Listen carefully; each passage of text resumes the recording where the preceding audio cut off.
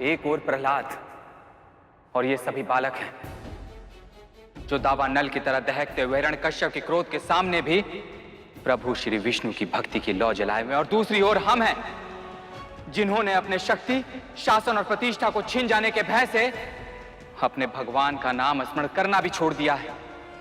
सत्य कह रहे हैं देवराज। आज लज्जा आ रही है हमें अपने आप पर, अपने देवता होने पर।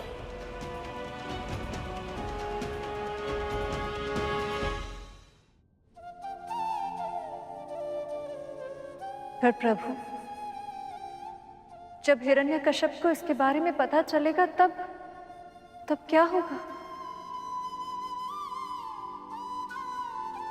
ये जानने के लिए आपको अधिक प्रतीक्षा नहीं करनी होगी देवी। सैनिक, जाओ और प्रहलाद कुमार एवं गुरुपुत्रों को बुलाकर लेकर आओ। मैं देखना चाहता हूं कि वो दोनों मिलकर उसे क्या सिखा रहे हैं और वो क्या सीख रहा है उनसे। जो आज्ञा महाराज। इतनी शीघ्रता क्यों महाराज? अभी कुछ दिनों पहले ही तो गए हैं, और आप तो जानते हैं ना कि वेदाभ्यास करने में समय लगता है। आप सत्य कह रही हैं महारानी, लेकिन हम देखना चाहते हैं कि उसका शिक्षा में मन लग भी रहा है या नहीं। ये कहिए ना कि उसके बिना आपका मन नहीं लग रहा है, और आप मुझसे कह रहे थे कि पुत्र वियोग में मैं दुखी होंगी। परंतु सत्य तो यह है कि अपने पुत्र का मुख देखे बिना आप नहीं रह पा रहे हैं। आप सत्य कह रही हैं महारानी। प्रहलाद केवल मेरे मन का आह्लादी नहीं, मेरी आंखों की ज्योति है। मेरे अधरों की प्रसन्नता ही नहीं, वो मेरे हृदय की आशा भी है। विश्वास है असुर वंश की जगमगाती कीर्ति पताका का भविष्य है मेरे उस स्वप्न का जो मैंने मेरे भाई हिरण्याक्ष के साथ मिलकर देखा था।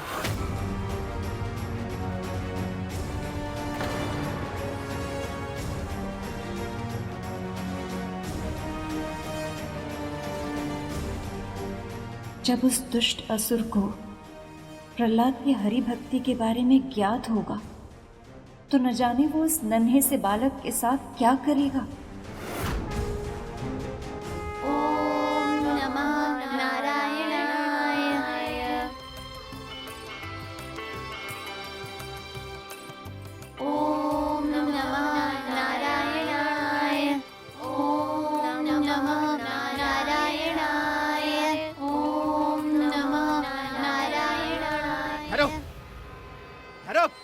मत करो ये सब। तुम सबको तनिक भी लज्जा नहीं आई गुरुकुल का नियम तोड़ते हुए।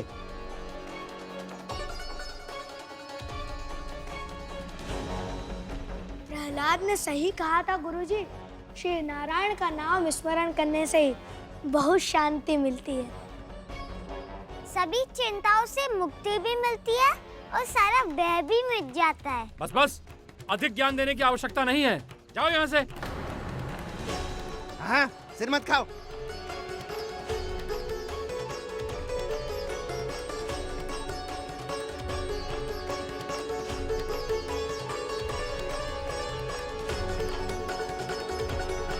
प्रहलाद पुत्र, तुम भी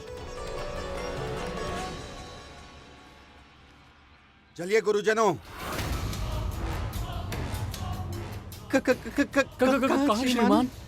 राजमहल। और कहाँ जाओगे?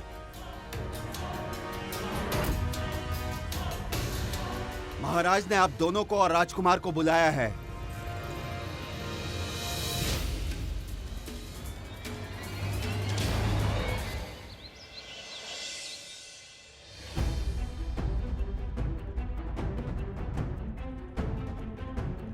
प्रहलाद, पुत्र जैसा सिखाया वैसा ही बोलना, अपने पिताजी का ही जाप करना। नारायण का नाम मत लेना, कहना ओम हिरण्याय नमः। समझ गए?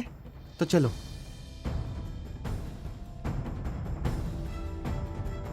दया की मूर्ति, विनयशील महारानी लीलावती के पुत्र, त्रिलोक जयी भगवान हिरण्यकश्यप के अंश, असुर कुल भूषण राजकुमार प्रहलाद की असुर कुलभूषण राजकुमार प्रहलाद की जय। प्रणाम माँ।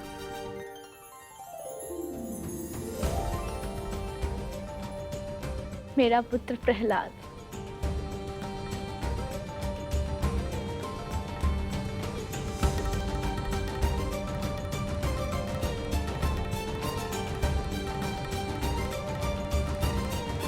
प्रणाम पिताजी।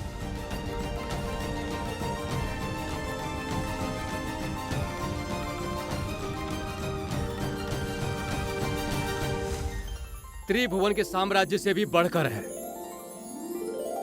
पुत्र का ये आलिंगन।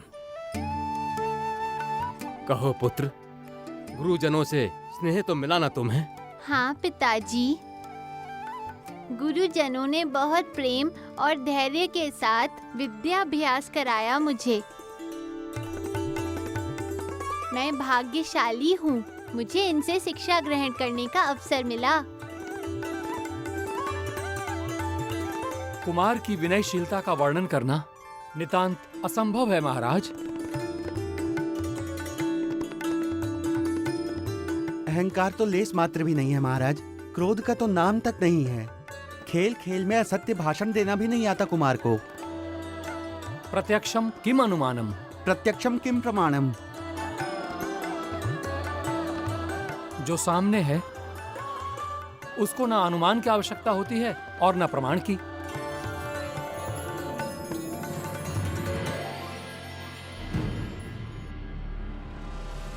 प्रहलाद पुत्र, वेद पाठ सीखा है तुमने? शास्त्रों का अध्ययन किया है ना?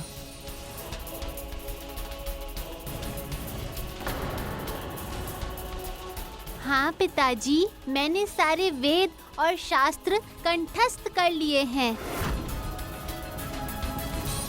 अति उत्तम, अति उत्तम। बच गए। पहला उत्तर तो सही दिया इसने। और इसने ये उत्तर भी दे दिया तो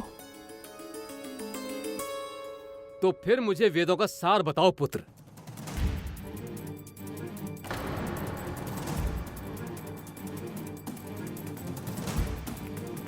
इसने इसका उत्तर भी दे दिया तो?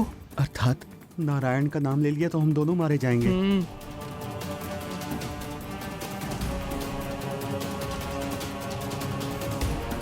पुत्र प्रहलाद, जैसा हमने सिखाया था वैसा ही बताना। पुत्र, कोई त्रुटि मत करना हैं? ओम नमो नारायणाय, नारायणाय, ओम नमो नारायणाय।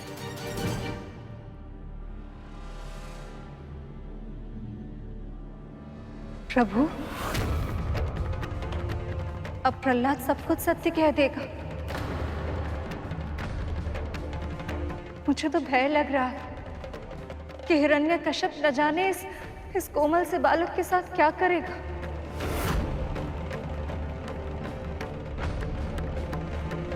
सभी वेदों का सार है आत्मनि खल्वरे विज्ञात इदम सर्वम विदितम, अर्थात जब आत्मा को जान लिया तो सब कुछ जान लिया।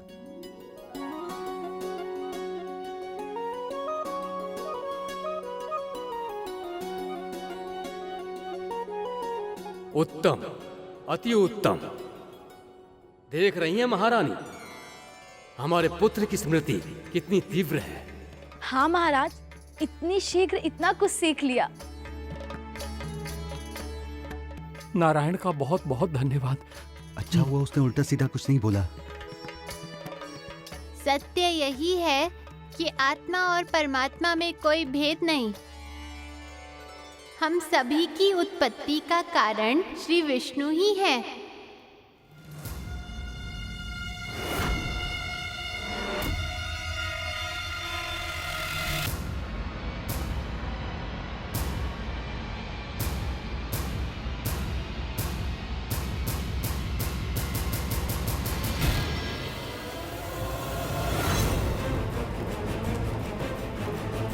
हम सभी की हर श्वास उनकी कृपा से ही है।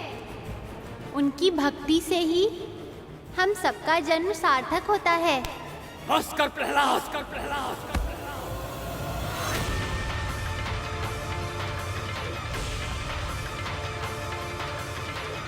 मेरे शत्रु का गुणगान सुनाकर मेरे कानों में पिघला हुआ शीशा डाल रहे हो तुम। गुरुपुत्रों, यही सिखाया तुमने मेरे पुत्र को? मेरे वैरी विष्णु की प्रशंसा करना? दानेश्वर, इसमें हमारा कोई अपराध नहीं है। आपके चरणों की सौगंध महाराज, हमने शत्रु पक्ष के कोई शास्त्र का ज्ञान नहीं दिया राजकुमार को।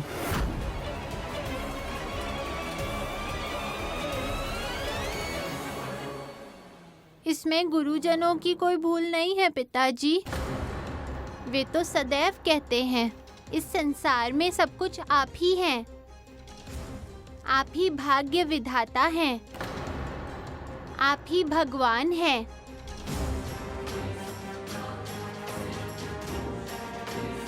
पुत्र, यदि तुम्हें गुरुओं का वचन स्मरण है, भरी सभा में पिता को अनुचित उत्तर देकर इस प्रकार अपमानित क्यों किया?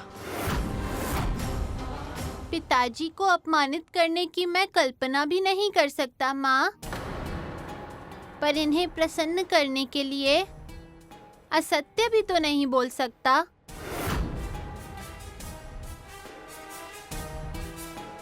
महाराज मेरे पिता हैं, पर श्री विष्णु जगत पिता है माँ। हत्यारा है वो।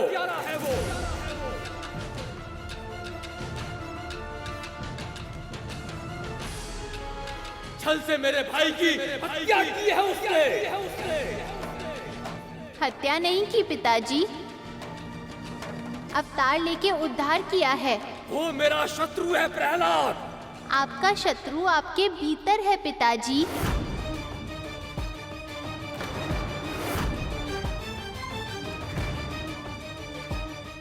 भीतर? ये कैसे हो सकता है पुत्र?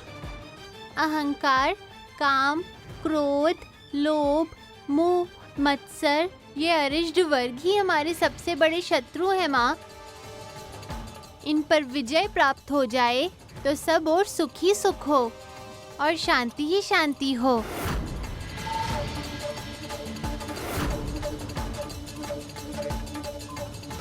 कह तो सही रहा है बालक। किसी न किसी का शीश धड़ से अलग कर दिया जाएगा, इसी के कारण। पिताजी, मैं तो केवल सत्य बताकर आपको धर्म के मार्ग पर।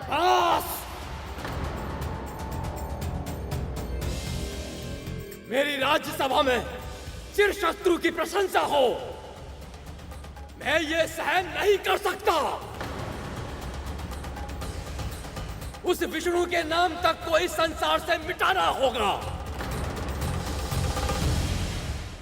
मेरी राज्यसभा में चिर शत्रु की प्रशंसा हो, मैं ये सहन नहीं कर सकता। उस विष्णु के नाम तक को इस संसार से मिटाना होगा। पिताजी इतना क्रोध क्यों कर रहे हैं माँ? इसी क्षण विष्णु का नाम जपना छोड़ दो प्रहलाद, अन्यथा तुम्हें भी वही दंड मिलेगा जो अन्य सभी को मिलता है।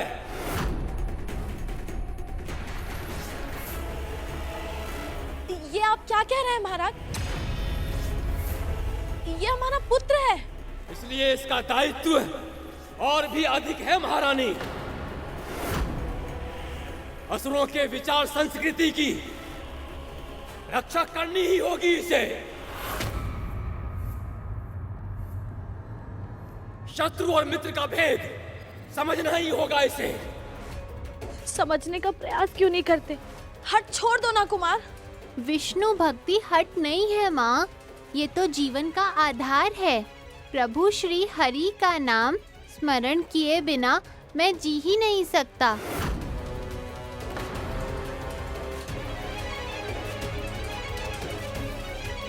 सैनिकों, बंदी बना लो इस कुलद्रोही को और डाल दो काल कोठरी में।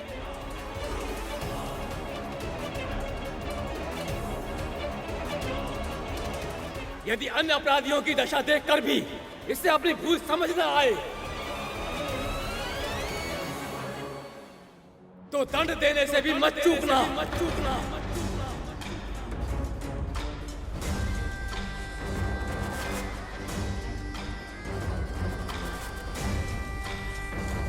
अब मैं इसका मुख तब देखूंगा जब पश्चाताप इसके हृदय को फिर से निर्मल कर देगा। ले जाओ इसे।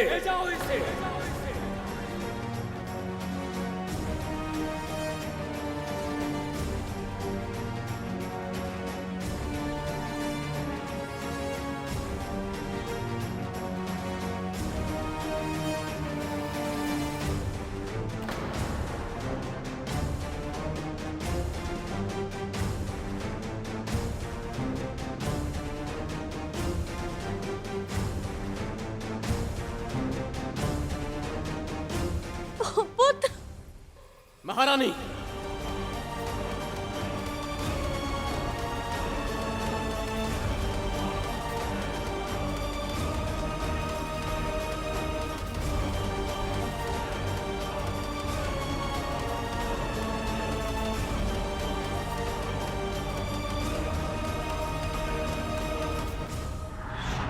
परंतु मां, हिरण्यकश्यप तो अपने पुत्र से बहुत अधिक प्रेम करता था और फिर भी अपने एकमात्र पुत्र को प्रभु के नाम का स्मरण करने देने के स्थान पर कारावास का कठोर दंड देने के लिए तैयार हो गया।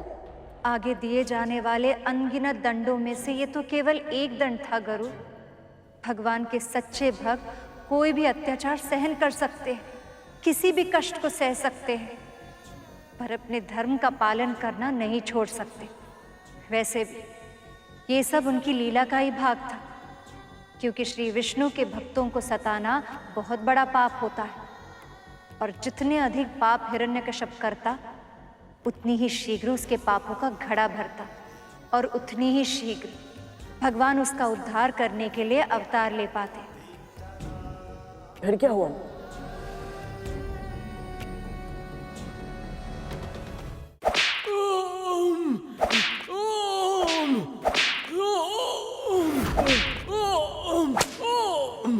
बोल लेगा श्री हरि का नाम।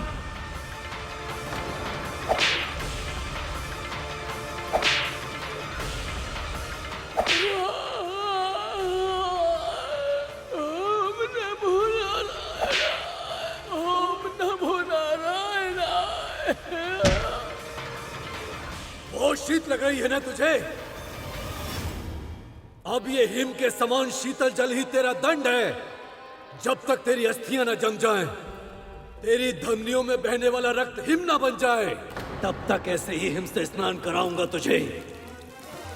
ओम नमो नारायण, ओम नमो नारायण, ओम नमो नारायण। अब तो आप समझ गए ना राजकुमार? यदि आपने अब भी हरि नाम के हट को त्याग कर महाराज को अपना भगवान स्वीकार नहीं किया तो यहाँ क्या होगा आपके साथ? मेरी आंखों में ये आंसू अपने संभावित कष्टों के आभास के कारण नहीं छलके हैं महोदय। मैं तो ये सोचकर दुखी हूँ कि पिताजी कितना बड़ा पाप कर रहे हैं और अपने इन सभी भक्तों को इतने अधिक कष्ट में देखकर मेरे प्रभु स्वयं कितने दुखी होंगे। आप अब भी विष्णु की ही चर्चा कर रहे हैं राजकुमार, और कोई उपाय शेष नहीं है। अब डाल दो इन्हें काल कोठरी के भीतर।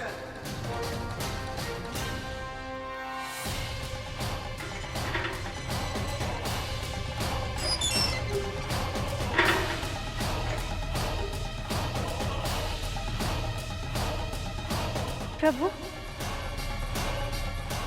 कहीं असुर इतने छोटे बालक को भी दुष्कर यातना ना दी।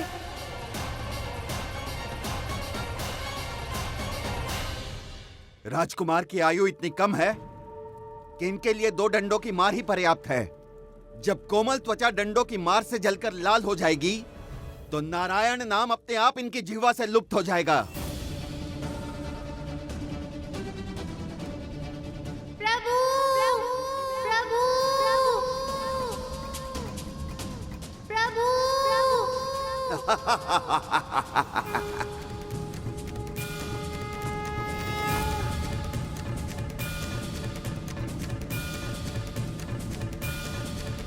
भक्त प्रहलाद की रक्षा कीजिए प्रभु। यदि आपने उसकी रक्षा नहीं की तो इन असुरों के कठोर दंड से उसके प्राण को भी हानि हो सकती है। उसकी रक्षा कीजिए प्रभु।